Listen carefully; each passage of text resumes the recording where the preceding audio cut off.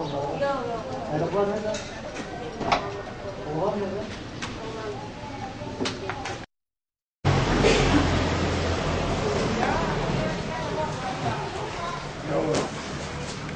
İstiyorsan hayırseverlerden Vermedim belediye.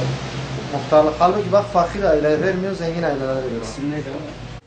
Şimdi biz bu Ekim ayı itibariyle daha önceden taahhüt ettiğimiz her ay 80 aileye düzenli yardım faaliyetlerimizi bu ayda sürdürmüş olduk. Bu çerçevede Ekim ayı itibariyle Gaziantep içinde olmak üzere 80 aileye aynı yardımlarımızı hayır sahiplerinden, varlıklı hayırsever kardeşlerimizden almış olduğumuz emaneti inşallah bu şekilde bu ay itibariyle 80 aileye ulaştırmış olduk.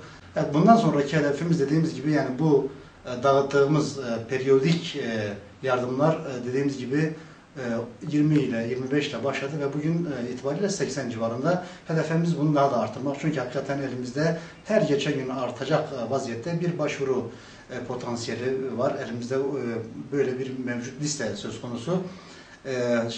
İlk aşamadaki hedefimiz bu anlamda Suriye'den gelen ve hakikaten işte bugün hükümetin sağlamış olduğu konteyner kentler dışında kalan, burada tanıdığı vardır, eşi vardır, dostu vardır, onlara sığınmış olan Suriyeli aileler şu an tespitlerimiz devam ediyor.